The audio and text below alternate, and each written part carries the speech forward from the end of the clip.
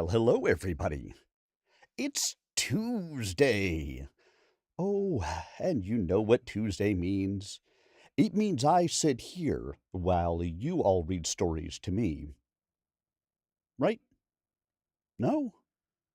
Am I confused? Do I have my days mixed up? No, no, no. I don't have them mixed up. I just have the premise backward. You guys are here for me to read stories to you.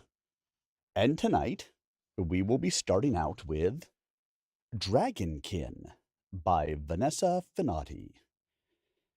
Now, you see the book cover next to me here. Dragonkin and Other Fantasy Stories by Vanessa Finaughty. Well, we are reading the short story from this book that gave it its title, Dragonkin. So, that is where we start out this evening, with a nice, established author who knows what they are doing. She has put out multiple, multiple novels. She's put out a couple of anthologies. Heck, she is an honest-to-goodness editor. Does good things, knows what she's doing. It felt like that was the appropriate place to start tonight.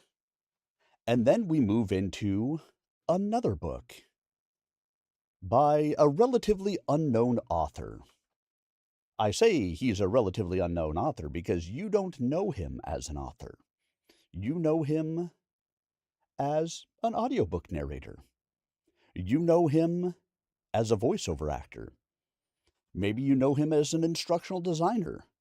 Maybe you know him from who knows what you may know him from.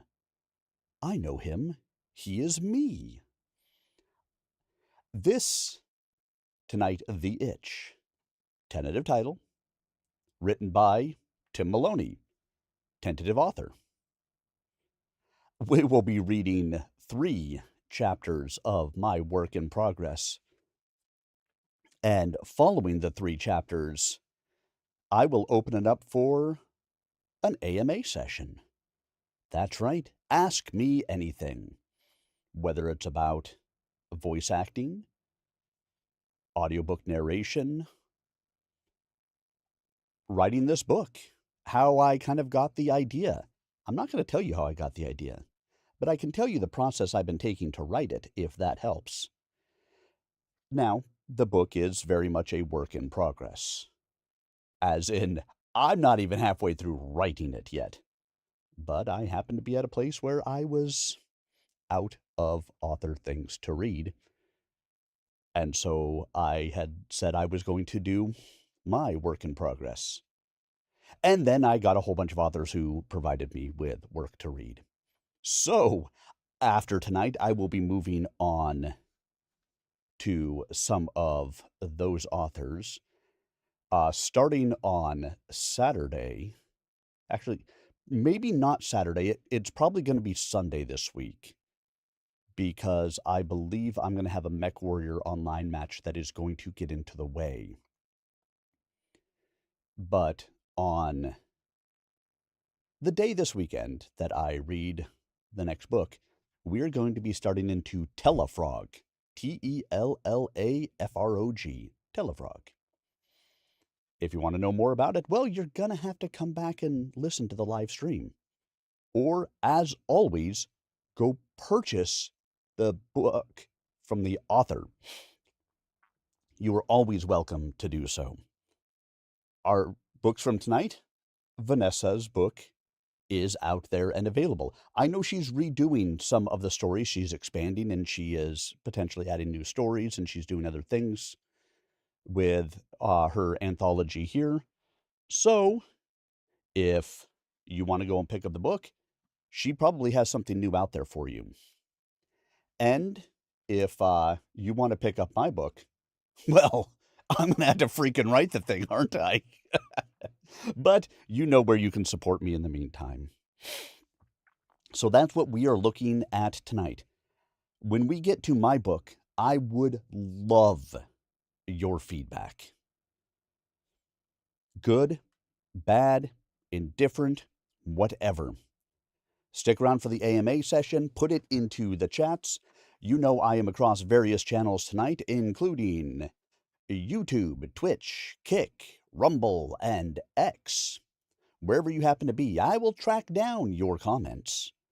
I will answer questions. But I would very much appreciate any feedback that you have on the book that I am writing. Again, not going to tell you a lot about what's coming. I may answer some things for you, but we have to maintain our air of mystery, right? My book is a psychological thriller. You can't know what the end is going to be without getting there through the beginning.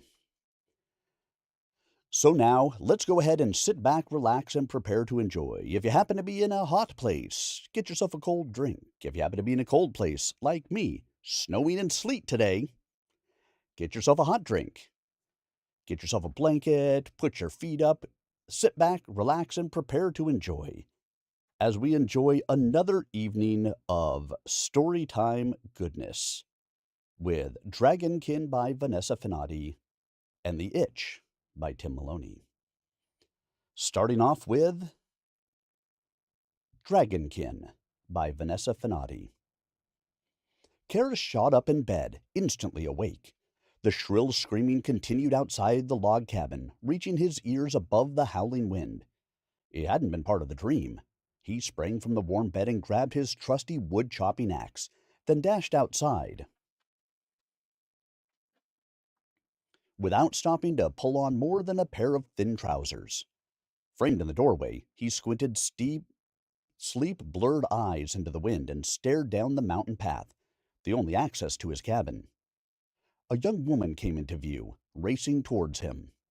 Movement drew Karis's eye to the treetops, where a massive dragon pursued the woman, waiting for her to leave the safety of the tree-protected path, where it couldn't currently reach her. Karis rubbed his eyes and looked again, his heart pounding painfully. A dragon? He must still be dreaming. Dragons were mythical creatures. He wasn't interested in adventure, not even in his dreams, and turned to go back inside. He was going back to sleep. The woman screamed again, her desperate plea freezing Karis. "Help me!" His hand still on the door handle, Karis scowled, willing the dream to end. Heat seared his back and he spun as the silver-gray dragon swooped towards the woman with a triumphant screech that chilled his blood. The forest edge was now ablaze, the flames so blistering that they scorched his face from meters away. What in damnation? Dream or not, he wouldn't stand by idly while what he thought of as his forest was destroyed. Now he was mad. Karis raised the axe and yelled, "Hey! Over here, you giant puffed-up bird!" His shout saved the woman, who tripped just as the dragon's head jerked in Karis's direction. Its lips curled to display gleaming teeth that looked at least as long as a human forearm, and almost as thick. The woman dragged herself up, fear-filled eyes fixed on the terrifyingly real creature as it lunged at Karis. He was ready for it and swung the axe at its snout as it came for him. It connected with a solid thwack inside the dragon's mouth, the force so strong that its head was forced to the veranda's wooden boards, where its lower jaw was pinned. The dragon thrashed and Karis leaped over the veranda railing onto the sandy ground. He glanced at the woman, who remained rooted to the spot. Pieces of wood flew from the cabin and Karis ducked to avoid a large splintered plank. The veranda was strongly built. He'd made it himself, but it wouldn't hold the dragon for long. His eyes rested on the plank that had almost split his head in two, and fiery anger surged through him as he bent to pick it up. Ignoring the woman's strangled cry as the dragon destroyed more of his cabin trying to free itself, its spine-chilling wails cutting the air, Karis strode towards the burning tree line and dipped the plank into the flames. With grim determination, he walked boldly up to the dragon and stuck the burning wood inside its mouth. Its wails intensified, almost bringing Karis to his knees, but the added pain seemed to give it strength, and it finally broke free of the floorboards, though the axe remained firmly lodged in its lower jaw. Karis backed away, convinced it would attack him, but the creature flapped about wildly, shaking its head in an attempt to dislodge the axe. Karis raced inside and came back with his hunting bow. He took aim and let an arrow fly. It pierced the dragon's eye, and the creature dropped motionless to the veranda with a crash that took out half the cabin's front wall. Karis stared at it wide-eyed, hardly noticing the burning in his lungs. A dreamlike haze fuzzed his mind, but a glance at his ruined home told him either he was still caught up in the dream, or this was real. The woman stumbled up to him. "Oh, thank you! Oh, thank you! I knew if anyone could save me, you could." He'd almost forgotten about her. She clutched his arm. "Karis, right?" Karis jerked away. "What do you want?" She blinked, her baby blue eyes moist and her face streaked with dirt and tears. "I wanted you to save me, and you did." "You just said that," he snapped. "But you asked." Karis was angry about his home being partially ripped apart by a fearsome creature that shouldn't exist, because this blonde woman had led it to him. He scowled at her. "I mean, what do you want now? It's gone, so run along. I have a cabin to repair." He moved to the side of the cabin and opened a wooden box that formed part of the wall, where he stored a spare axe. Thank goodness for that. He turned back to find the woman had followed him and stood staring at him. "Why are you still here?" he asked harshly, heading for the clearing's edge. The village elders sent me," she stuttered.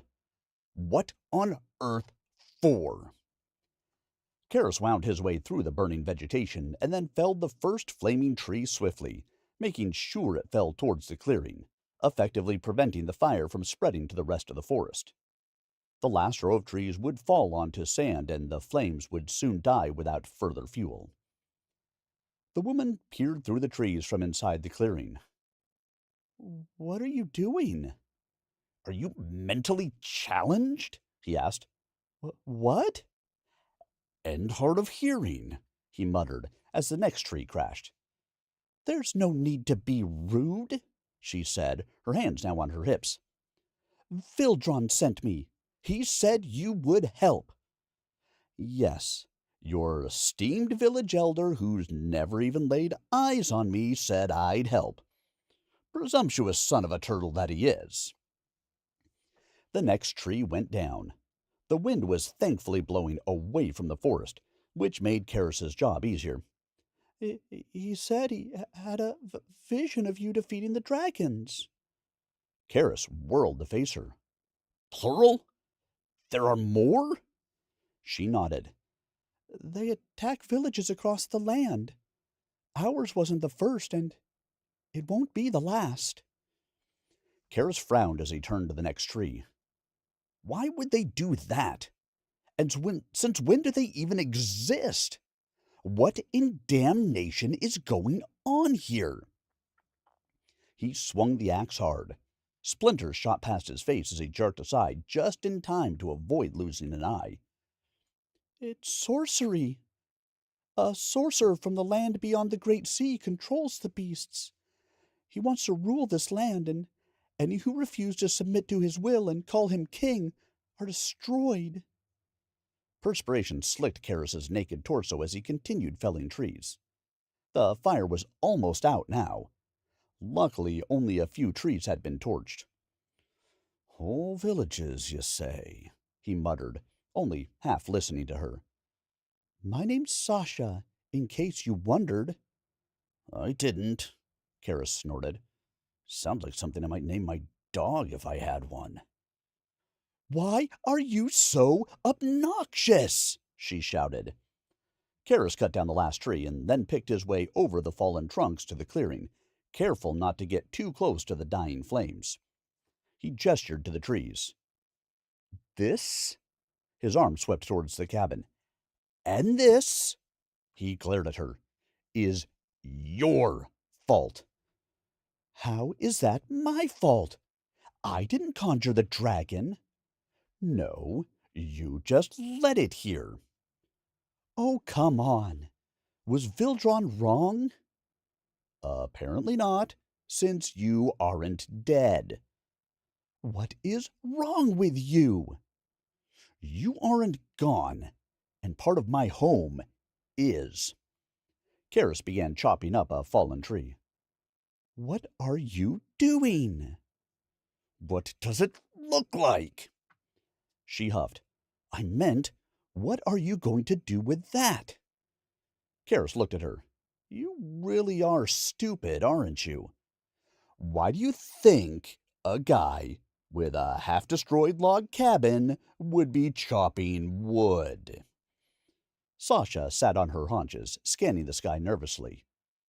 Look, I don't know why you're such a slab of misery, but if you think the sorcerer will leave you alone, you're mistaken. Once he's done with the villages, he'll start on the outlying farms and hermits like you. He wants everyone in the land to bow to him, and if you won't, his dragons will kill you. Kara straightened, shivering despite his exertion. How can you even see what you're doing in the dark? Sasha asked. Karis replied wearily. I just can. Always had excellent night vision. He glanced at the sky and then at her, only to find her staring at his exposed chest. I see your eyes are good enough to ogle me in the dark, so I don't know why you're so surprised that I can chop wood in the dark. He thought she blushed, but it was difficult to tell since her waist-length hair covered most of her cheeks. Sasha turned her head and said, Vildron didn't have time to tell me why, but he said that what you are will enable you to destroy the dragons, and the sorcerer, if need be. What am I? Karis frowned. Sasha shrugged. That's what he said. I don't know what he meant by it. Karis began hacking at the trees again, his actions rough and venomous. Sasha said timidly, I know where you can find the sorcerer. I don't want to find him, Karis muttered. He'll find you eventually. So you keep saying. Sasha moved back as Karis's chopping became more violent. Tell you what, Karis said. Go and ask Vildron what I am. Then come back and tell me, and perhaps I'll be interested in helping. Right now, I couldn't give a rat's arse about the land's problems. All I want is my cabin in one piece and my privacy. Sasha started crying. I can't. I hate crying women. It's one of the many reasons I live alone. His words made her cry harder, and she said, Vildron is dead. Ah, gobbled up by a non-existent creature, no doubt. It isn't funny. Sasha leaped to her feet. You're a selfish, arrogant pig. Feel free to remove yourself from said pig's presence, then. Where would I go? Somewhere there aren't any pigs. Karis grinned at her. Only an hour remained before dawn. Karis had spent the remainder of the night chopping wood to repair his cabin. He kept his bow and quiver close at hand, just in case another dragon came. None had, and he doubted Sasha's conviction that any would. The woman still sat in the sand, talking Karis half-deaf. He considered physically removing her, but since he had no front door left to keep her out and nowhere to remove her to, he had blocked out her voice and focused on the act of chopping wood, a menial task that always relaxed him. He almost had enough wood to repair his cabin now, and planned to spend the day sawing it into planks. The coming day would also have to be used to get rid of the dragon corpse before it attracted flies and started stinking. Sasha's droning was replaced by a shriek as a large shadow passed overhead and something big and unfriendly snarled. Karis looked up just as the silver-gray killer spewed a jet of flame at his cabin. The thatched roof caught fire immediately, the flames quickly spreading down the walls and to the interior. Karis's heart sank. He was going to need a lot more wood. Sasha cowered behind him as the dragon flew on, having apparently not noticed them. Karis fumed and hurled the axe after it, yelling, "Come back here, you home-wrecking demon!" The axe landed in the sand with a thunk as the dragon spiraled back towards them. Karis's eyes widened. He foolishly hadn't expected it to hear him. "What have you done?" Sasha whispered. Karis picked up his bow and quiver and slung the quiver across his back. "Run!" He dashed into the forest, knowing the dragon couldn't see them there. A jet of fire shot towards them, and the pile of wood Karis had spent half the night chopping went up in flames. He cursed. They sprinted down the path towards the mountain's base until they reached a bend, where Karis stopped, panting, and sorry that he'd taken time to don a shirt during the night, since the sweat-drenched cotton now clung to him uncomfortably. He considered taking it off, but didn't relish the thought of being ogled again. Sasha asked, "Why are we stopping?" Karis looked back. The whole forest burnt behind them now. The dragon was driving them out to where it could snack on them. "Follow me." He hopped over boulders and climbed a short distance, with Sasha complaining from the rear. When the rock became too steep to traverse further, he slid left onto a narrow ledge that overlooked the valley below. It was a steep drop and a long way down. Sasha squeaked, "This is suicide!" "The caves are near. It can't follow us there or drive us out. Stay here if you want. Maybe the dragon will finally shut you up." Karis edged along the ledge a few paces, then ducked into the cave's man-sized entrance. When Sasha didn't join him, he stuck out his head. She was frozen on the ledge just short of the cave. "Stupid woman's gonna get herself killed." He reached out, grabbed her arm, and yanked her inside. She opened her mouth to complain again, then squealed as the cave entrance went dark and a roar tore the air. Karis dragged Sasha away from the cave entrance and down the dark tunnel. The passage sloped gently down, and natural fissures in the roof let slivers of pre-dawn light filter through to light their way, although just barely. Not that Karis needed a light source with his perfect eyesight. Sasha asked, "Where are we going?" "Does it matter?" They walked in silence for a few minutes. Then Karis asked, "Does this sorcerer have a name?" Sasha whispered, "Grudon Nathorgona." "And he wants to be king, you say?" "Yes." "What castle will he use?" Karis asked sarcastically. There were no kings or kingdoms on this side of the sea. No castles or knights or armies. "The people are building him one." Karis scoffed. "What people are so stupid?" "Those who don't want to be eaten or burnt." Everything he knew and cherished was now destroyed. It would take weeks to rebuild, and Karis wasn't happy about having to sleep under the stars or in caves until then. He wouldn't have minded so much in summer, but it was the middle of winter now. His fingers tightened around his bow as an unbidden anger surged through him. Through clenched teeth, he asked, "And where would I find him?" "Oh, so you want to find him now?" "Fine. I'll just leave him to carry on with his thing." Sasha sighed. "In the next valley. Construction for the castle has started, and he lives in a stone house a short distance from it.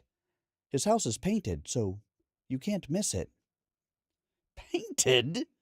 Why on earth would he do that? He says it's a sign of wealth and power. He thinks it looks nice. I'm sure it looks hideous. What color is it? Sasha said, It does look horrid. The walls are dark yellow, and the doors and window frames are bright red. Karis shuddered. Hideous. Yes. Sasha asked hopefully, Does this mean you'll go and send him away? I don't know about sending him away. I feel like bloody killing him right now. Which might be a good idea under the circumstances. Indeed. Karis had left Sasha in the caves with instructions to remain out of sight. He'd strode into the valley as if he owned it, heading straight for the revolting painted stone abode where the sorcerer was said to live. You'd have to be blind to miss it. A few meters behind it, large stones scattered the grass, and the thickest wall Karis had ever seen already stood higher than the average house's roof. He scowled. What a waste of natural materials. He rapped on the door 3 times, counted to 4, then rapped again when he got no answer. A villager stopped behind him. Karis, is that you? Karis turned to find one of the village hunters, Lionel. He held the reins of a donkey that pulled a cart filled with stones. The poor donkey looked exhausted. Karis nodded towards it. That's a bit cruel, isn't it? Lionel cast a guilty glance at the donkey. It's either that or he's dragon food. He shrugged. Karis asked, Where is the sorcerer? A shadow of fear flickered across Lionel's finely chiseled features. What do you want him for? He whispered. You should have stayed in your cabin where you were safe. Coming here will do you no good. Karis snapped. Safe? I don't have a cabin anymore, thanks to his damn dragons. The door opened behind him, and Karis spun to face the sorcerer. He blinked in surprise. A young, red-haired, freckled, skinny boy who couldn't have been older than 12 or 13 stood framed in the doorway, his arms folded. He glared at Karis and Lionel. What's going on here? Karis asked coolly. Where is the sorcerer? The boy laughed. You're looking at him. Karis stared. Surely a mere boy hadn't conjured the dragons? According to Sasha, there were at least 20 of the blasted creatures. Well, 19, since he'd killed one. A child couldn't control such powerful magic. He peered behind the boy, but there was no one else in the house. Just me and the dragons. The boy grinned. Karis knew his thoughts must be written all over his face. He'd always been told he had an expressive face. We need to talk. He pushed past the boy into the house. I am King Grud. You are King Nobody, Karis interrupted. There are no kings this side of the Great Sea, and if there ever are, you won't be one of them. This game of yours is over. Where are your parents? Crudon glowered at Karis. My parents are not your concern. Where are they? Karis took a step towards Grudon as the boy closed the door. A look of uncertainty flickered in the child's eyes. If you must know, my dragons ate them. Karis opened his mouth to say something, then shut it again, his mind blank. What type of demon child would have his parents eaten alive? Grudon explained. There was a fire in my father's workshop. Once my father and the other villagers had put it out, in the mess, I discovered notes made by one of my ancient ancestors from millions of years ago. The child's eyes gleamed. There were also vials of what the note said was dragon's blood. Blood from the last dragon ever to live. My ancestor killed it and took its blood. He was going to conjure more to serve him so he could be king. But the dragon he'd killed had bitten him, and its saliva poisoned him. Anyway, my father tried to get me to unconjure the dragons. He locked me in my room, so I got my new pets to free me. The only way they could. Kara stared at the boy. You speak of the legend. It said that the last dragon's eggs survived. Grudon shook his head. Not eggs, just one egg. Dragons only laid one egg per lifetime. But yes, the egg was hidden. I'm sure the hatchling died without its mother, though. It's long gone. Karis's chest tightened. Hidden by dragon magic. It was what the old tale said. It's long gone, Grudon insisted, looking increasingly nervous. Why are you so nervous, boy? I thought you wanted to be king. You think sorcerer kings who control dragons should be afraid of an egg or a simple hermit hunter living in the mountains? Grudon hesitated. Just as well you'll never be king. No land needs a weak, coward king who's a fool to boot. Grudon stamped his foot. Get out! Or what? Or my dragons will eat you. Karis raised an eyebrow. Oh, you mean like the one rotting on what's left of my veranda right now? It also thought it could eat me. Grudon's jaw dropped. He closed his eyes, and his face creased in concentration. Karis sensed that he was locating his dragons. When he opened his eyes, fear shone from them. I'm missing one. It's not missing. I just told you where it is. Now, Karis grabbed the boy's shoulders, and the child flinched. I want you to leave. Unconjure these dragons first. We can't have them destroying the peace. Grudon shook himself free. I will do no such thing, and you can't make me. Wanna bet? Karis asked menacingly. Wait! Wait for? What for? Your pets to raise more forester homes? You. Grudon hesitated. I felt it when you touched me. Speak sense, boy. It cannot be. But you are. Karis reached for Grudon again, but the child slipped under his arms and backed away. You're dragonkin. The boy's eyes sparkled in awe. And you aren't conjured. Of course I'm not conjured. I had parents, you know. Oh, do you remember those parents? Of course I d. Karis frowned. Actually, now that he focused on his parents, he couldn't remember them. You're using sorcery to confuse me. Stop it right now, or... I'm not. Heat surged through Karis's chest, and he knew the boy told the truth. Grudon whispered, You are the dragon in the hidden egg. Do I look like a dragon to you? Perhaps that's why my ancestor couldn't find you. Your mother didn't just hide you. She hid your appearance. Even if you'd been found, you wouldn't have been recognized for what you are. And what am I? Grudon murmured. Dragonkin. You are the last dragon. Clearly I'm not, or I wouldn't be here, now would I? Although the boy's words rang true, Karis could not accept that he was the last of his kind. He had watched friends grow old and die, had heard the whispered rumors about how he didn't age, and had fled his homeland across the great sea to settle in this peaceful land where everyone minded their own business, and he could live in solitude away from awkward questions he couldn't answer.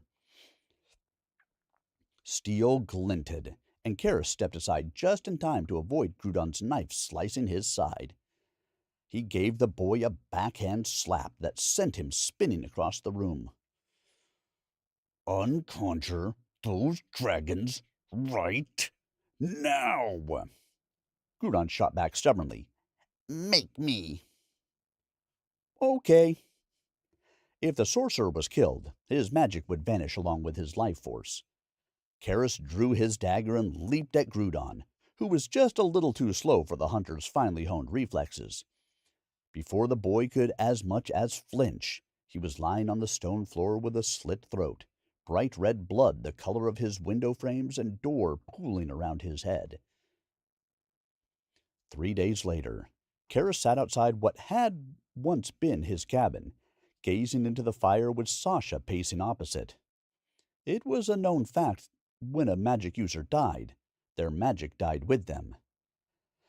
Yet the conjured dragons still roamed the land, their attacks more vicious by the day, destroying all life they came across, from plant to beast to man. It mattered not to them what they killed, as long as they killed. Sasha said, "Please, you must slay them like you did the other one." "Why me?" Karis asked crossly.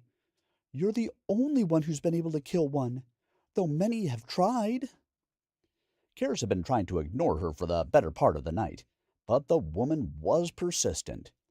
She had also been looking at him strangely since he'd returned from killing the sorcerer. Perhaps she was upset that he had killed a child, though she said nothing about it.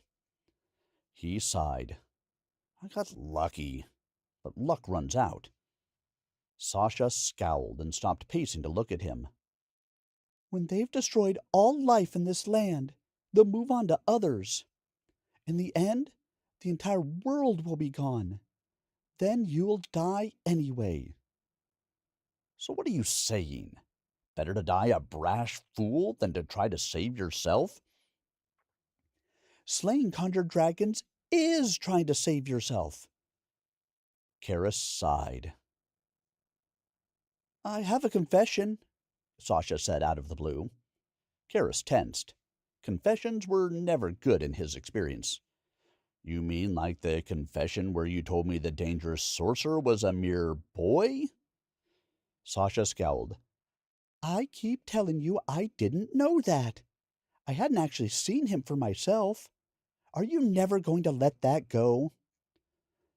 "Fine. Whatever." Karis waved at her. "Confess away." "I followed you to the village the other day, when you killed Grudon." Karis raised an eyebrow. "Oh? Well, wow. We'll have to hang you for treason now." Sasha looked startled, and Karis laughed hollowly. "I'm joking." "I heard what Grudon said about you being—" Karis avoided her gaze. "Dragonkin." Karis snapped. "Please. He was a foolish child with more power than he could handle. What a stupid thing to say a human is a dragon. I hope you aren't going to spread around that rubbish." Sasha said timidly, "It could be that only your bloodline can vanquish them." Karis twitched, resisting the urge to smack her for saying that. He sensed that her words were as true as the sorcerer child's words had been, but he still refused to accept it. To do so would bring madness and a weight of responsibility he wasn't sure he could cope with. "I'm not doing it, so shut up about it. I'm going to sleep." He lay back and closed his eyes. "But Karis—" "Shut up, or I'll shut you up." She fell silent, and Karis drifted into an uneasy sleep. Karis awoke to Sasha's shrill screams, dragon snarls, and no fire. He jolted upright, sensing deadly jaws about to close around his skull. He rolled aside instinctively as jaws snapped shut where his head had just been. Sasha shouted, "Behind you!" Karis had already sensed the presence and rolled away from the fetid breath and sharp teeth, groping for his dagger. His fingers closed around it and he rose into a crouch and scanned the clearing for Sasha. She cowered near where the tree line used to be, dangerously exposed as he was. There was nowhere to run, nowhere to hide. His axe lay nearby and he dashed towards it, but the silver-gray dragon was faster. As Karis's hand touched the axe's wooden handle, the razor-sharp teeth closed over his shoulder and upper torso. Sasha screamed. Karis's blood ran cold. Something sizzled. The dragon yelped and released him. Sticky, warm blood flowed down Karis's side. Dizzy, he dropped face down. Unearthly wails cut the air. Were they his? Sasha's? Or the dragon's? When Karis opened his eyes, his head pounded and his shoulder was on fire. He jolted upright, hitting his shoulder to put out the flames, only to find that there were none. He groaned and sank back, closing his eyes again. What in damnation? Sasha's worried voice said, "Thank the gods you're awake." Karis groaned again. The way he felt, being conscious wasn't anything to be thankful for. Something important had happened, but he couldn't remember what. Sasha asked, "How do you feel?" Karis replied weakly, "Like I'm on fire." He opened his eyes. Sasha grinned down at him, holding out a mug of something steaming. "Drink this. It will chill the pain's flames and make you feel better." Karis took the mug and felt his shoulder tentatively. It was still sticky. "I'm bleeding." Sasha chuckled. "Not anymore. That's Warlear's paste you feel. It closed the wound already and will heal it completely by afternoon." Karis had never heard of Warlear's paste. As if sensing his question, Sasha said, "My grandmother's recipe. She dabbled a bit." "In magic?" Karis raised his head in surprise, then dropped it again as pain lanced through his neck. "Just a little. Mostly healing creams and potions." Karis remembered the dragon. His head snapped up. "Where is it?" Sasha smiled. "Dead. Over there." She pointed a short distance away to Karis's left. Karis frowned, squinting pain-ridden eyes at where she pointed. The dragon lay unmoving, just as she'd said. He hadn't killed it, and they'd been alone, so Sasha must have done it. He looked at her with newfound respect. "See? I'm not the only one who can slay dragons." Sasha laughed. "Oh, but you are. And just think, all you have to do is let them bite you." She giggled. "What? Why would I do that?" Whatever potion she had given him was clouding his mind, for she made no sense. "Your blood poisoned it," Sasha explained. "Talk sense, woman." Karis groaned again. "When it bit you and got your blood in its mouth, it sizzled like acid or something. Then the thing started flapping around wildly, spitting, trying to get your blood out of its mouth. It dropped dead within moments." Her eyes sparkled with joy. Karis sighed as his mind cleared a little. "So you want to let the rest bite me? Are you completely mad?" "Of course not," she scoffed. "Don't be daft. Here." She reached behind her and produced vials of what looked like blood. "I took the liberty of collecting what bled out." "You took my blood?" "Well, it was already out of your body. It's not like I wounded you or anything to get it." Karis sipped the bitter brew Sasha had given him, frowning at the vials. "And just what do you intend to do with my blood?" "Dip these in it, of course."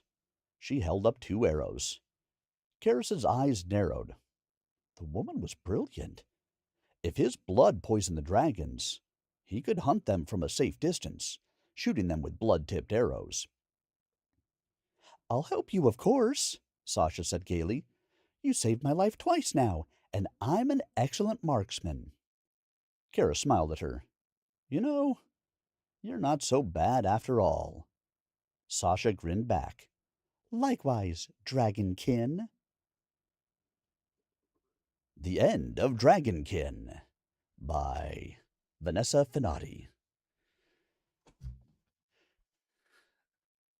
So I hope you guys enjoyed that short story, and now it's time that we move along to The Itch by Tim Maloney, otherwise known as Me. Why, yes, I know him. He is me. So, again, this one is going to be a little bit different. It is absolutely a work in progress, as in I was editing it this afternoon. I figured I needed to give it a once over before we read it on stream. Um, Written, of course, by me. I welcome any of your guys' comments. Anything that you have to put out there, bad, indifferent, whatever, I am happy to listen in and take your comments. Now, let's go ahead and get started in. Remember, after we finish reading the 3 chapters that I'm reading tonight of The Itch, we will have an AMA, Ask Me Anything, about the book I'm writing, about the voiceover work that I do, about what it's like to be an audiobook narrator, whatever you want to ask, I'm here for it. So, sit back and enjoy as we dive into my work in progress, The Itch. 1. John Doe. He woke up in a hospital bed, the bright light stinging his eyes. The smell of antiseptic in the air was strong as he sat up and looked around the room. He was alone in the room, but he could hear the sounds of people moving outside in the hallway and the lingering sounds of music coming to him from what seemed to be a great distance. A clock on the wall told him it was 2:10, and he had to assume it was nighttime with the blackness that he saw out the window.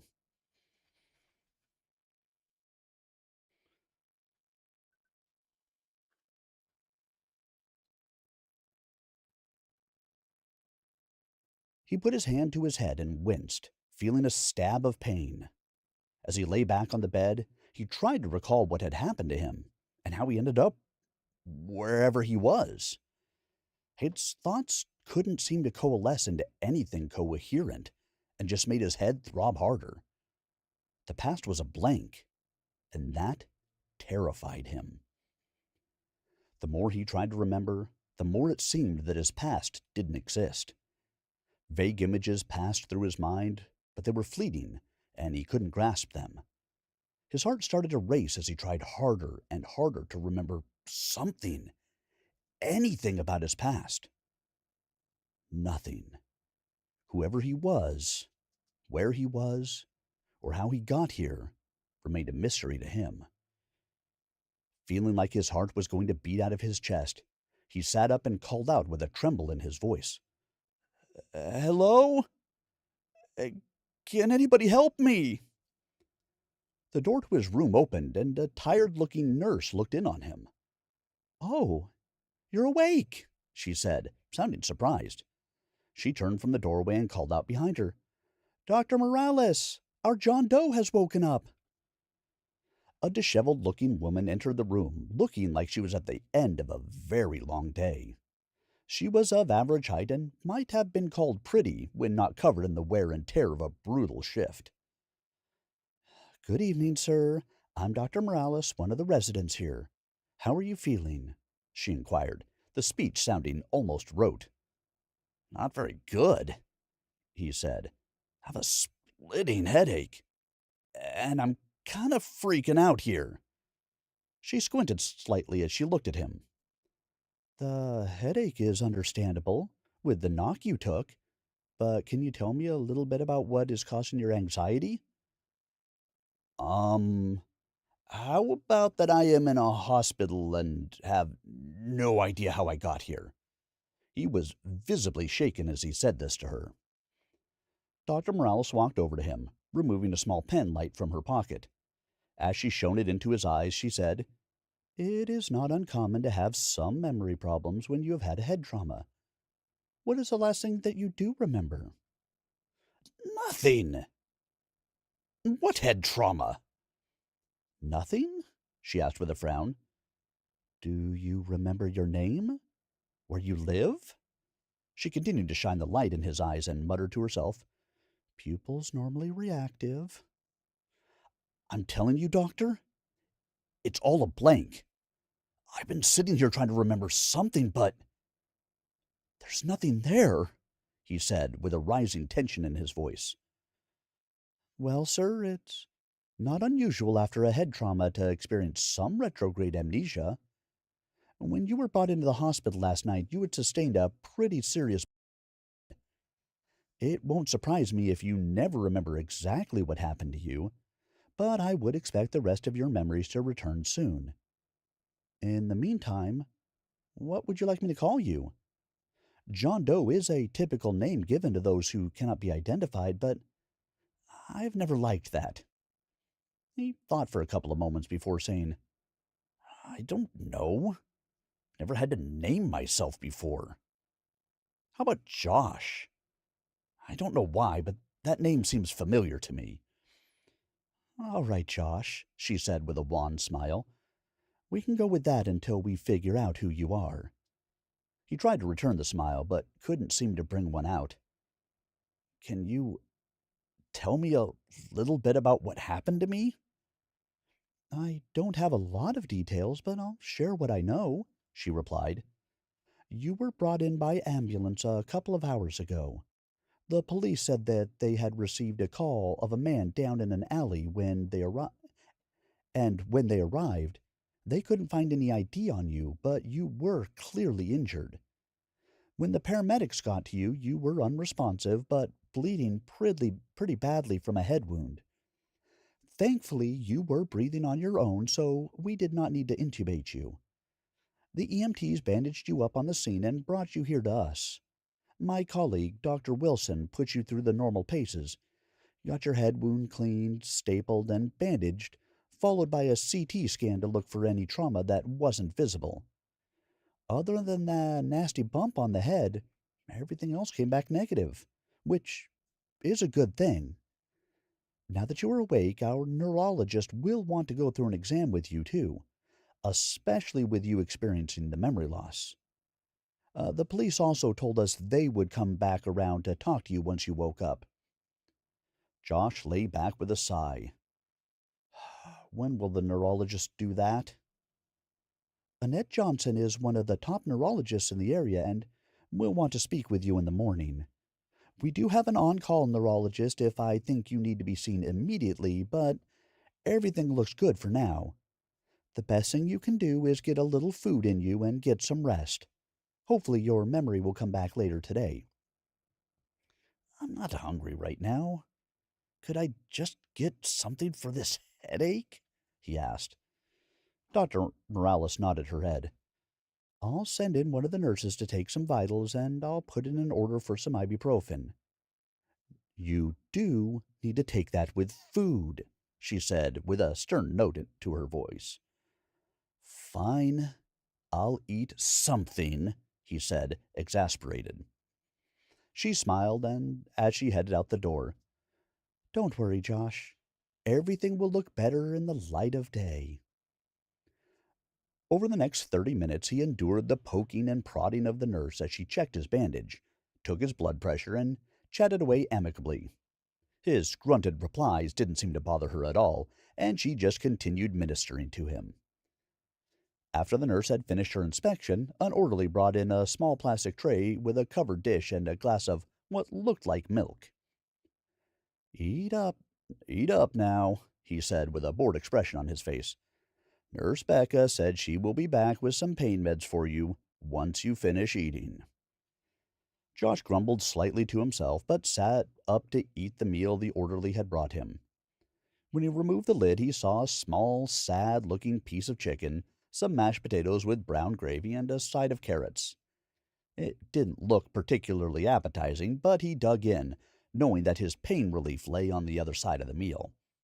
Surprisingly, it tasted better than it looked, and he had no problems cleaning the plate. He muttered to himself. Guess I was hungrier than I thought.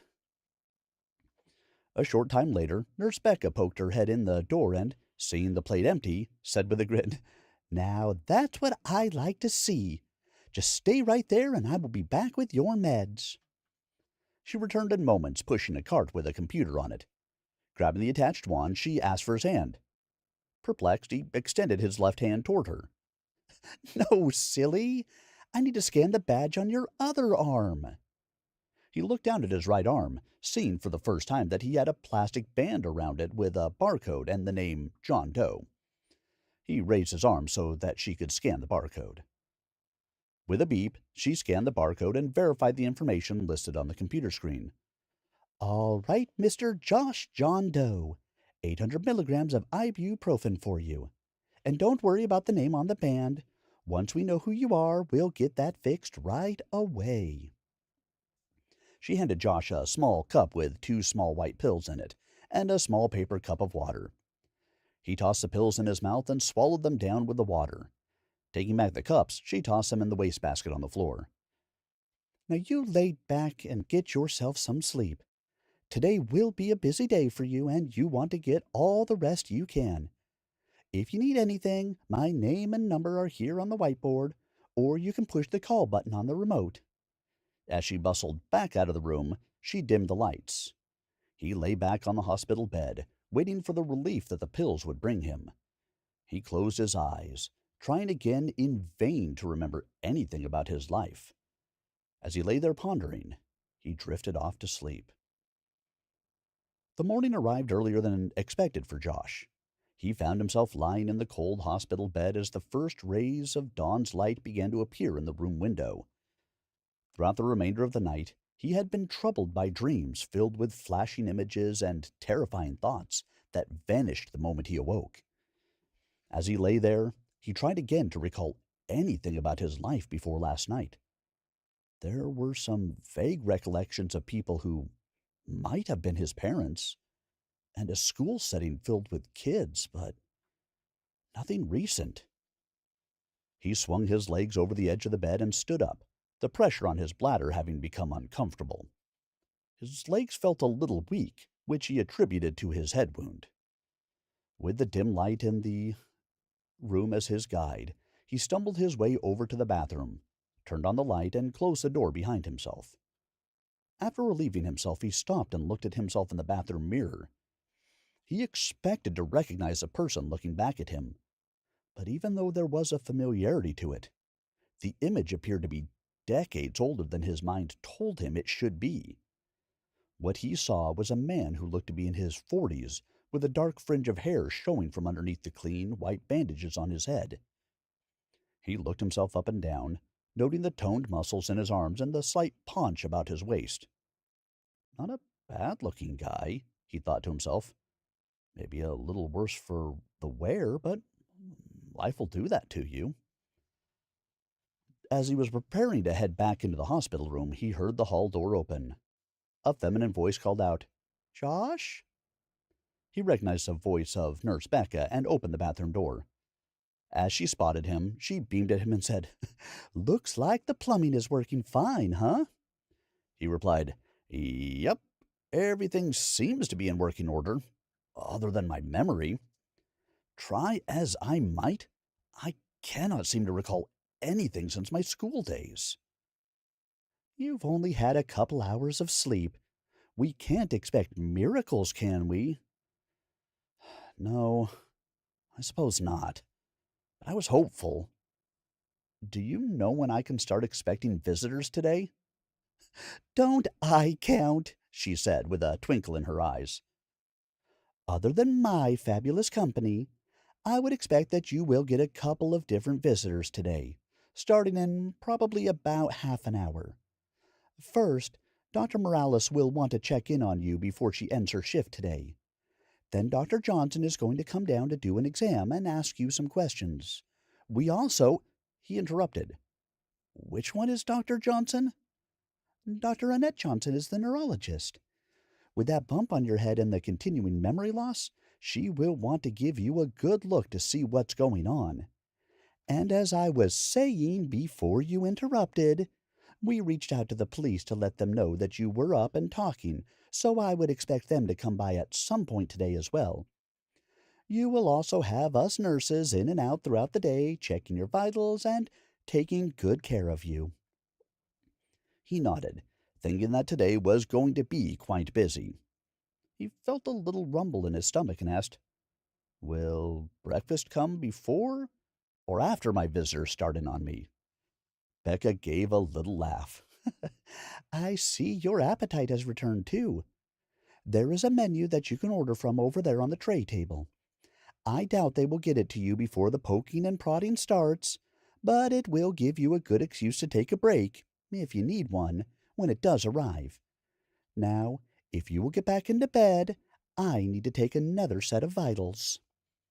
Josh gave a grumble, swiped the menu from the table, and climbed back into bed. While the nurse took his temperature and blood pressure, he perused the menu, trying to find something that looked appetizing. As she finished her tasks, Becca gave him a nod and started to head out of the room. She paused for a moment and said, "All your numbers are looking good at the moment. When you're ready to order, use the phone hanging there off the side of the bed. I'll be back in a while to check on you again, but if the doctors arrive before I come back, make sure you are good for them." He gave a little wave to her as she left, not looking up from the menu. So far, nothing was jumping off of the menu. Nothing was jumping off the page, but he decided that eating a hearty breakfast would probably be a good idea. He used the phone to place an order for an omelet with ham and sausage, home fries, and 2 glasses of orange juice. The voice on the other end told him it would be a little over an hour. He thanked them and hung up the phone. Lying back on the bed, he tried to get his thoughts in order and pondered what questions would be asked of him today and whether he would have any answers to give. The end of Chapter 1. Chapter 2 coming up momentarily.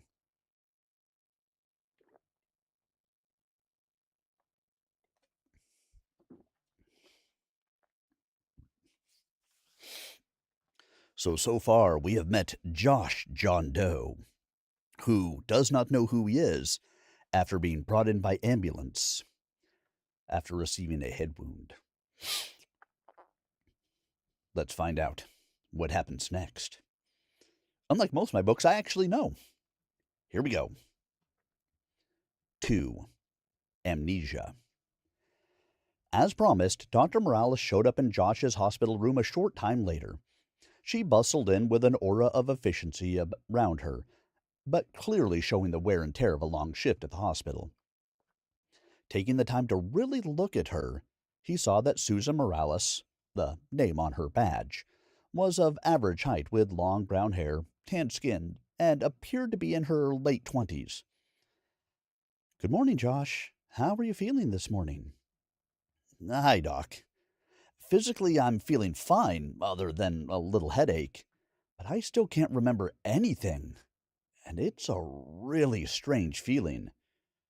"I can imagine.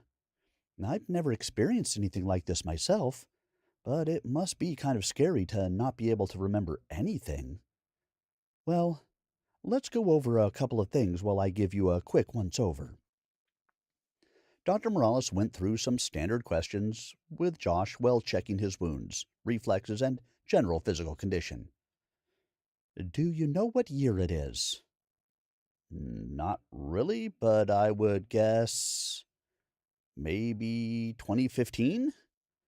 "Sorry? About a decade off there. It's 2025. A chill ran through Josh as he realized just how much time he was missing. "Do you know who the president is?" "I honestly have no clue." "All right, it's pretty clear that you have lost a significant period of time. Can you tell me what the last thing is that you do remember?" "I have some vague recollections of going to school and a blurry idea of my parents." College, high, middle, or elementary school? I I don't know, Josh said, starting to look upset. His inability to provide any answers to the questions was clearly making him distressed. Susan sat down in the chair next to the bed and took his hand in hers. It's okay, Josh. Let's talk a little bit more about amnesia and what you can expect. Sometimes a little bit of knowledge can help you make sense of things. You appear to have retrograde amnesia. That is a type of memory loss often brought on by some kind of trauma, like the hit you took to the head. Some of the common symptoms are the things you are seeing: difficulty recalling things from the past, not remembering your current situation, such as your name or address, and feelings of disorientation. When we did the CT scan of your brain, there was some slight signs of swelling. That, combined with the trauma to your head, are the likely causes of the amnesia. My hope is that, when the swelling goes down and a little time passes, your memory will come back. The trauma appears to be fairly mild, even though it may seem major to you. I would expect you to see some memories return within a few days or weeks, with a chance that they will come back even sooner. As I mentioned when we spoke earlier, you may never regain memory of what happened to you, but that is okay and to be expected. Overall, I don't want to set unrealistic expectations, though, and would recommend we wait to hear what Dr. Johnson has to say. That was a really long way to say that nothing you were experiencing is unexpected. Sometimes people get their memory back right away, which is what I was hoping for, but please know that everything is normal for now. Now, what questions do you have for me? Josh lay back for a minute with his eyes closed, absorbing the slew of information he had just received. He sighed, opened his eyes, and looked at Dr. Morales. I only have one question at the moment, but I'm not sure you can answer it, he said. I can try, she replied. If we don't know who I am, and we don't know when my memory will come back, what am I supposed to do? He asked. He rubbed his chest as a faint feeling of unease continued to plague him. That is a fair question, she said, and to be honest, I don't know. We will probably keep you here for a couple of days to make sure we didn't miss anything. Head injuries are not something we want to play around with. In that time, chances are good that your memory will come back. If not, we can hope that someone will come forward looking for you. As a final straw, the police may be able to run your fingerprints, DNA, or even try scanning your photo. I'll be honest, though, those last options I only know about from watching TV. I don't even know if they can do that, she said with a chuckle. That is more of an answer than I expected, he said. So there is some hope for me after all. Fingers crossed that either someone shows up today or my memory starts to come back. Dr. Morales squeezed Josh's hand and stood up. Your overall health looks good, so I'm optimistic that you will recover soon. She looked down at her watch. Dr. Johnson will be by a little bit later today to check on you and may have some more information that she can give you. For me, it has been a long 24-hour shift, and I'm heading home to get some sleep. Nurse Becca will be here for a couple more hours if you need anything, and she'll do a warm handoff to her replacement before she leaves. Keep your chin up, and I'll check back in on you during my next shift. She released Josh's hand and headed out the door. Josh sat back to consider the things she had told him. He realized that there was a great deal of reason to hope for a positive outcome. Feeling a sense of relief, he grabbed the remote and turned on the TV, searching for the news. While he scanned through the channels, an orderly brought in his breakfast and placed it on the tray table. Josh tucked into the food while he watched the news and tried to recover a sense of what was happening. After he finished his meal, Josh lay back on the bed and closed his eyes, thinking over the revelations that the day had brought to him. It was clear that he had lost a great deal of time, and most of what he had seen on the news made no sense to him. He felt like he had lost a thread that connected him with the rest of the world. The staff of the hospital had been nothing but kind and helpful, but he couldn't shake the feeling that something else was wrong. It wasn't just his memory loss, but something that just felt off, like an itch that he couldn't not scratch. Unable to place what it was, he decided to ignore it and just assume that it was related to his current situation.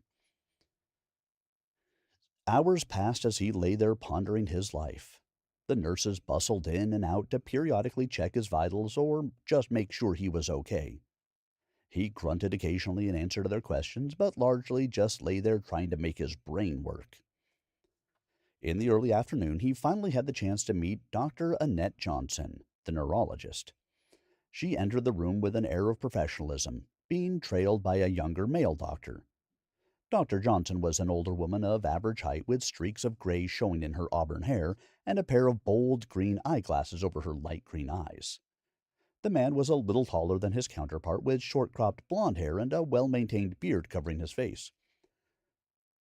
"Good afternoon. My name is Annette Johnson, and I'm the head of neurology here at the hospital. My colleague is Dr. Philip Maynard, one of the residents in the neurology department." Philip interrupted her and said with a grin on his face, "But I go by Dr. Phil. Not that I have my own TV show, but I do the best I can." Dr. Johnson looked over at him for a moment with a long-suffering glance before continuing. "As I was trying to say, I will be the primary doctor overseeing your care while you are here with us.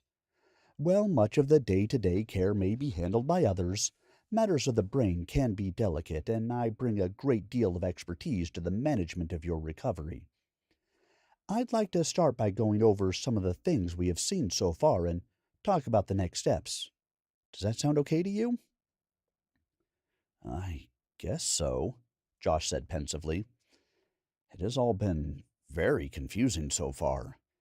Even though the staff here has done a great job of trying to let me know what is going on, having a large chunk of my life missing it's not okay." "No," Dr. Johnson said, "it is not. I wish I was here to tell you that I could wave a magic wand and your memories would come back, but it just doesn't work that way. I took a look at your chart before coming in here, and I saw in the notes that Dr. Morales explained a little bit about amnesia to you. You have a type of amnesia that we would call retrograde amnesia. This means that you have lost some of your memories of the past. Since waking up in the hospital, have you noticed any additional memory loss? Moments of the day that you cannot remember, or suddenly being somewhere with no recollection how you got there?" "Not that I have noticed," he said. "Not that I have been traveling anywhere," he added with a weak chuckle, trying to find the humor in his situation. "That's a good sign. It means that your memory loss was indeed caused by the trauma you suffered and doesn't appear to be getting any worse. I thought that would be the case after looking at your CT scan, but you never really know. The brain is a very sophisticated piece of machinery, and the slightest things can have unexpected consequences at times." She sat down in a chair by the table in the room and waved Phil over to another chair. "Let me tell you what I think is going on. You have a pretty nasty cut on your left temple that looks like the skin was split open. Dr. Wilson took some pictures last night before he put in the staples, just in case the police needed them for their investigation, so I was able to get a pretty good look at what was going on. Based on the wound and the bruising around it, I would guess that you got hit with a smooth object, something like a baseball bat or maybe a round metal pipe.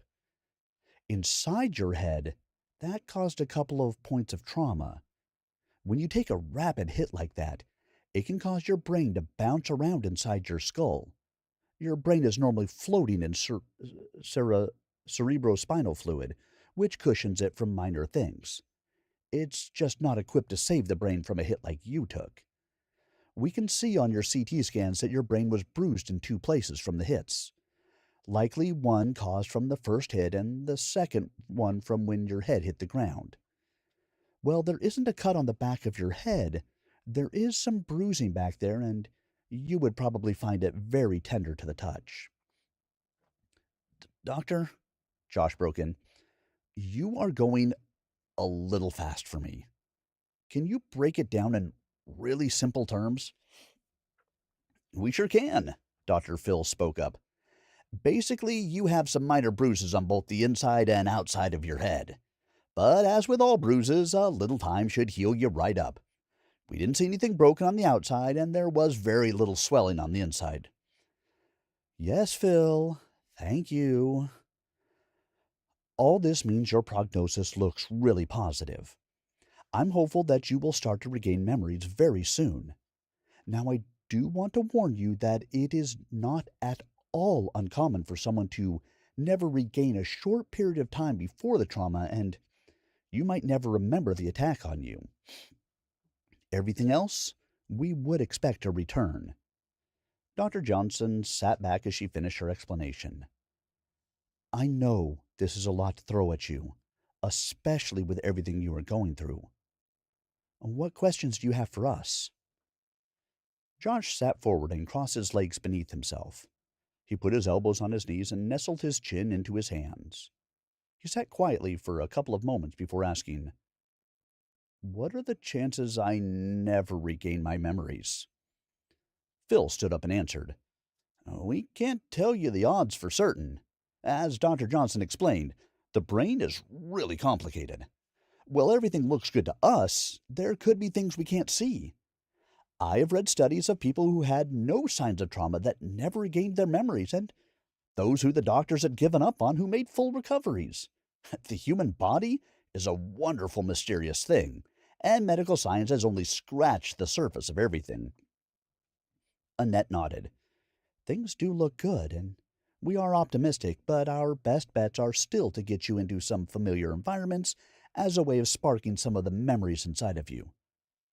So, Josh said bitterly, all I have to do is remember what I've forgotten so we can get me to the places I have forgotten, and then I can remember. His shoulders slumped and he sighed dejectedly as his head sank into his hands. A few tears of frustration leaked out the corners of his eyes. Phil walked over and put his hand on Josh's shoulder, trying to add some silent support to the distraught man. After giving him a minute to regain his composure, Phil added, It's not as bleak as all that. The police will be coming around later today, and they have a lot of great tools to help you figure out who you are.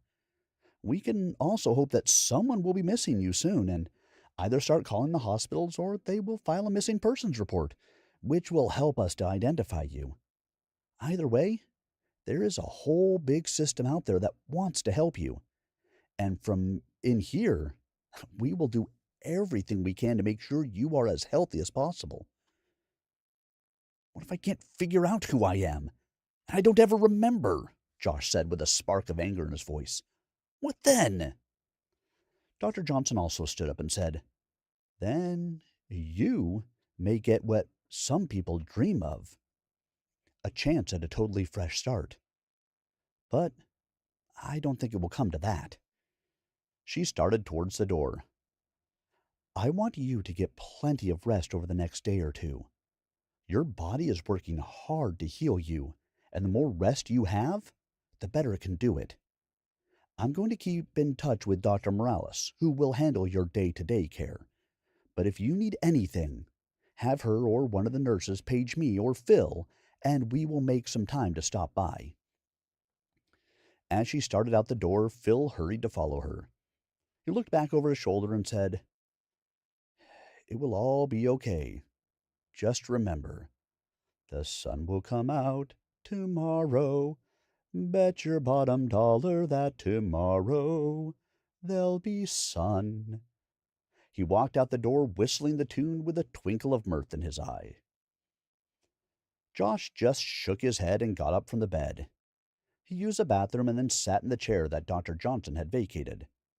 He sat there for a long time, just staring off into the distance, trying to figure out what his future looked like when he had a past that was missing. All right, guys, 2 chapters done, 1 chapter left to go. What do you guys think so far? Again, hit me with the good stuff, the bad stuff, the in-between stuff. I'm okay for all of it. Or save it for the AMA at the end. As I've not seen any comments, let me just click through the different streams really quick, make sure I'm not missing anything anywhere. Nothing there. No comments there. It's so cool to see another trans streamer. You pass. I'm a trans streamer live right now, so it's wholesome. I'm live. Hashtag trans. I'm sorry. I support it. Not a trans streamer. Nothing on Twitch. Nothing on Rumble. All right. Well, let's jump back in then, shall we? I will open up for the Ask Me Anything at the end, so if you guys do have comments at that time, a very appropriate time to bring it forward. Let's go ahead and dive into the last chapter I'll read tonight. 3. Investigating the assault. In the early evening, Josh was still sitting in the chair staring off into the distance when someone new arrived. A middle-aged man entered the hospital room wearing a visitor sticker on the chest of his cheap sports coat. He was shorter than average and balding, but had a gaze that seemed to pick up all the details of a room at a quick glance. Josh, used to the nurses coming in and out, didn't even look up as the visitor entered the room. Excuse me, the man began. my name is Detective Andrew Harper. Are you the John Doe that was brought in yesterday after being assaulted? I'm a John Doe, but I don't know if I'm the John Doe, Josh replied with a wry grin on his face. Still don't know who I am, but I've decided to go by Josh for now. Josh stood up and extended his hand towards the detective. As the detective reached out to shake his hand, Josh was able to catch a glimpse of a golden badge clipped to the man's belt and what appeared to be a gun on his right hip, hidden under the sports coat. They clasped hands, and the two gave a quick shake before Josh said, "Please, detective, would you like to have a seat?" Both men sat back down at the table, and Andrew pulled a small spiral notepad from the inner pocket of his coat. Thank you so much. I have a couple questions for you if you don't mind. He flipped briefly through the notebook before locating a blank page. Can you tell me what you remember about the attack on you? Absolutely nothing, unfortunately. The first thing that I remember was waking up here in the hospital. Andrew made a brief notation in his notebook. How about from before the attack? It's a total blank. I have some vague memories from childhood, but even with those, I could not tell you where I grew up, where I was born, where I went to school, or even my parents' names. Josh sighed with exasperation and shook his head. I don't know what I do for a living, if I have kids, a wife, or anything. Andrew made another note. I imagine that is really frustrating. Let me try walking you through what we know from last night, and see if any of it jogs your memory. He flipped back a couple of pages in the notebook and started reading. We first got a call in to 911 from someone a little after 10 p.m., telling us they had found a man unconscious in an alley behind a dumpster, right next to the Congress Tavern on Orange Street. That person claims that they found you while they were walking home from a bar and stopped in the alley to, answer a call in nature. We sent an ambulance and a squad car to check it out. The patrol officer got there first and checked in on you. He verified that you were still breathing and had a pulse before checking to see if you had any ID. He didn't find anything on you. No wallet, keys, cell phone, or anything else we could use to identify you. He flipped to the next page of his notes and continued. The patrolman put in a call for assistance, and I was asked to head to the alley. Before I arrived, the paramedics had already gotten there, done some treatment, and got you loaded up on a stretcher. I got there just as they were getting ready to leave, and I asked them to let me know if they found anything when you got here. They also let me know that you had taken a hit to the head and were not conscious. The patrolman and I searched through the alley, but couldn't find anything that appeared to be yours. There was also no sign of any weapon in the alley, nor was there a lot of blood. Andrew paused here for a moment and scanned his notes. He closed the notebook and looked back up at Josh. Unfortunately, we have nothing else to go on right now. We had a picture of you that was taken at the hospital and showed it around, but no one in the businesses around the alley recognized you. At this point, we don't know if you were attacked in the alley, attacked somewhere else and dumped there, or if you just hit your head really hard somehow and stumbled around until you ended up in that alley. Josh sat quietly in his chair to absorb the information the detective had just told him. Nothing he heard sounded familiar. You said I was found in an alley right next to Congress Tavern. Can I ask? Am I in Washington, D.C.? I'm embarrassed to admit that I haven't even thought about where I am since I woke up. I can see why your mind would go there, but no. You are in Providence, Rhode Island. More specifically, in case no one has mentioned it, you are at the Rhode Island Hospital. Rhode Island? Huh. Josh concentrated to see if that revelation would help bring forth any memories. Try as he might, he only saw fleeting images of snow floating through his mind, which he couldn't even be sure were actual images and not the static of his addled brain. Nothing about the state or city struck him as familiar.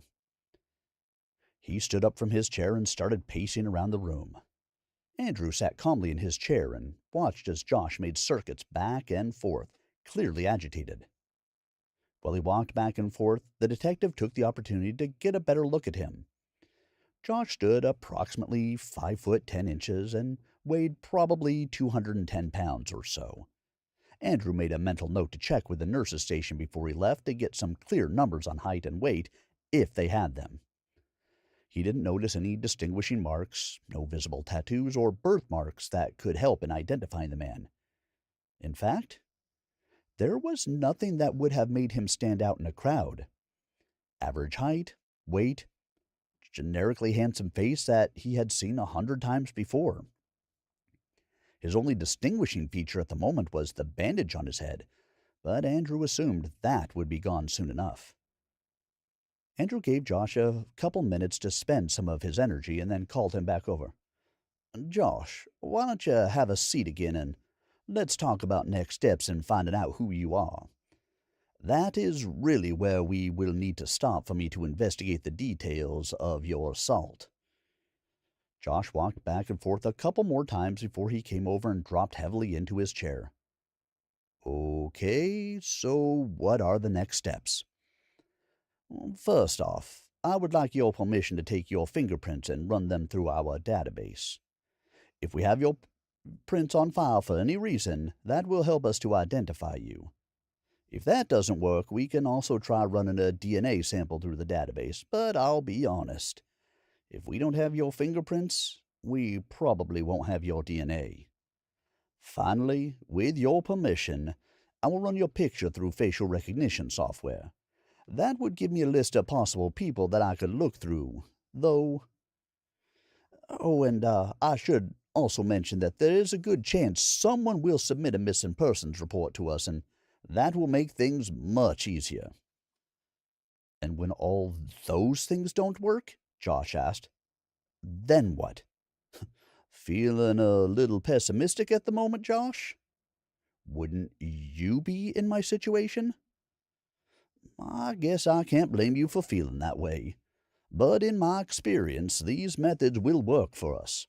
If, and that is a big if, they don't work, we can always ask the media to run your photo and see if anyone can identify you there. And another big if here, if that doesn't work, and you don't recover your memory, we will help you to get some temporary identification and a place where you can live. Andrew stood up from the chair and pulled one of his business cards out of the inner pocket of his sports coat. Here's my card.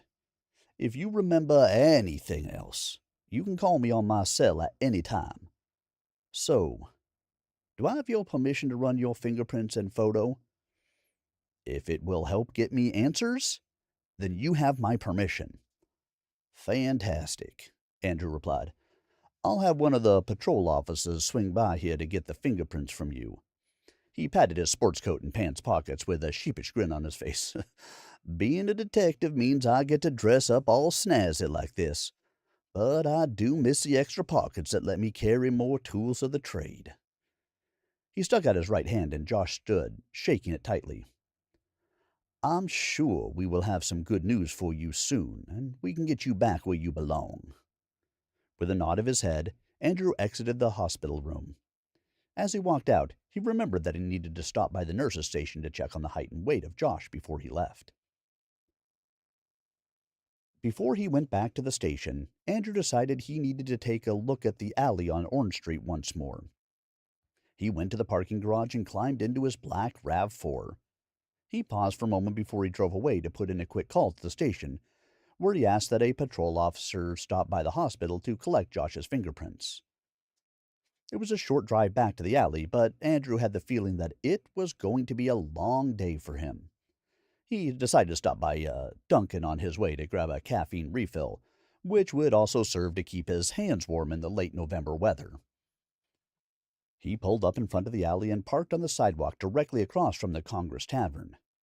As he looked down the alley, he took a sip of the caramel-flavored coffee, savoring the feeling of warmth that spread through his chest. He sighed, got out of the car, and into the frigid New England weather. As he paced through the alley, Andrew tried again to put the evidence, or lack thereof, into a picture in his mind. The alley had a ramp on the left side with a door at the top and two more doors farther down. The doors did not have handles on the alley side, and the businesses behind the doors had been closed at that time of the night. So there was only one likely way that Josh could have gotten to where he was found. From Orange Street.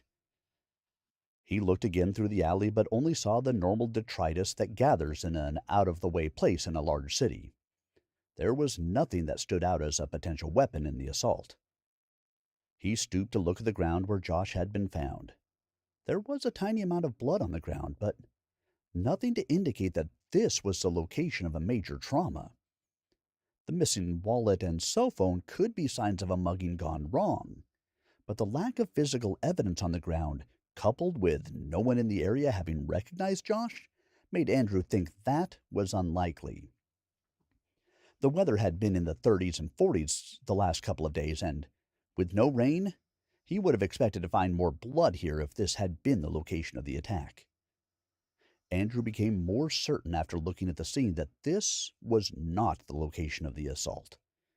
He had a gut feeling that Josh had been attacked somewhere else and just dropped here in the alley, which begged the questions, why here, and where had he been attacked? As he climbed back into his SUV, Andrew wondered who Josh was and what had happened to him. He had the feeling that his investigation would go no further until they could figure out Josh's real identity. While he drove back to the station, he decided that finding the answer to that question would be his top priority. He knew that Josh's life couldn't really begin again until they solved that mystery. And guys, we have reached the end of our reading for this evening. So, now it's time to open it up to all of you. Do you have questions? Would you like to know more? Anything that you would like to ask? Anything you want to know? Anything you would like me to tell you? Any questions you have for me? Any comments you might have on the book that we just read? The Itch, my work in progress. Again, I want to say I'm on chapter 8, and I just gave you 3 chapters of it. See, I know what's going to happen. I know where the story is leading me. You get to learn that Josh is an enigma. We don't know who he is. We don't know where he is from. We don't know what happened to him. All we know for sure is that he's in the hospital. He can't remember his past. And the scene of his assault, at least where they found him, gives no clues as to who he really is. We also know that he has, let's call it an itch going on. I wonder where the title of the book came from. That is, that he's feeling inside himself, and he can't place what it is or why it's there, but just a subtle feeling of something that is not quite right. So, I now open the floor to all of you guys for any questions that you may have, anything else that I can answer for you, in general about the story, about my work as a professional narrator, live reader, audiobook narrator, voice actor, a writer. In my day life, I'm an instructional designer. I will be happy to answer questions about that. Anything that you guys may have, I am happy to answer for you. So we'll pause here for a moment to see if anybody comes in with anything. And if you do not, that, my friends, is also very okay. Because I will be happy to. Oh, let me change this for a moment. If you happen to have just followed on Kick, I just turned off my followers only chat so that way anybody out there may ask a question now without having to wait the normal 6 minutes that I put in there to make sure that bots can't just immediately follow and try to sell me on getting uh on purchasing viewers. Because we don't need that. So I am not seeing anything in here. So we'll give it another moment. Do do do do do do do do do do do do do. Do do do do do do do do do do do do do do do do do do do. Da da da. Okay, that's enough of that. All right, guys. I am not seeing any questions coming in, so I will go ahead and wrap up the stream here for us. Couple of notes. I'm going to go ahead and the first the first story that we read today was Dragonkin by Vanessa Finaughty. That is going to be posted to my YouTube channel a little bit later this evening for your listening pleasure. Vanessa is a wonderful person, a fantastic author. I will put up some links to some of her material out there. Make sure you stop out there and uh, give her give her some love in her various places. Some of her books are out there, like book ones of a lot of her series, I want to say on Smashwords, are free. What better way to get introduced to the author? Free book, move forward from there. So make sure that you check out her information. And I am going to post my stuff up there for a couple of days. It's not going to stay long. It's going to stay for a couple of days because I do have some people who wanted to listen to it. But for example, Vanessa, she wanted to listen to this. However, she is in South Africa. We started at 3 o'clock in the morning for her. She was not staying up to listen to me read my story. No blame to her at all. I absolutely understand that. So I will post up the itch on both YouTube and Rumble for a couple of days. You are welcome to put your comments in there. I will relish any feedback that you guys have to give on my body of work. It truly is at the moment a work in progress for me. Again, I'm not even halfway through writing the thing yet. But I had an open space today. I wanted to make sure I filled it. So you guys got a sneak preview of what my book is going to look like. The Itch, a psychological thriller, starts out with our amnesiac. Wakes up after some trauma in a place that he doesn't know how he got there, and can't remember his past. Feeling the itch inside of himself. So you are welcome to stop out on Rumble or YouTube and leave comments on the video for me. I will be happy to take any feedback that you have, or you can always reach out to me on X, formerly Twitter, at Sir Arminius. My YouTube channel, of course, is youtube.com/@SirArminius. I want to say my Rumble information is rumble.com/@SirArminius, if I was to guess. Because I am Sir Arminius pretty much everywhere. But of course, my name is Tim Maloney. I am bringing the written word to life as a professional narrator and a live reader. Thank you so much for taking some time to spend with me this evening. I hope you enjoyed the readings, both of them. Again, love feedback. It is true. Authors want any feedback that you have to give, good, bad, indifferent.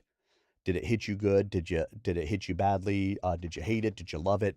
Any of that stuff. That stuff is important because, especially for me with a work in progress, it can only get better when I have good feedback, right? So, thank you for being here. Again, hope you enjoyed it. Check out the recordings of each of these on YouTube and Rumble a little bit later this evening. And until I see you guys again next time, thank you for everything that you do. The greatest gift that you can give me is the gift of your time, and I appreciate that you guys gave me the gift of yours this evening. I will be back on Thursday with some MechWarrior Online, a little bit of gameplay, reading some Battletech books. We are in a Michael A. Stackpole book now. What's the Michael A. Stackpole book? I don't remember. Hold on. What is it? It is Bred for War by Michael A. Stackpole. So that is what we are reading during our MWO. And this weekend, I will likely be on Sunday for my live read because I'm almost 100% certain that I will have a MechWarrior Online comp match that will interfere with my normal Saturday reading. So I will be here Sunday for that reading. Until next time, and until I see you guys again, have a fantastic week ahead, and I look forward to seeing you guys again really soon. Have a great night, everybody.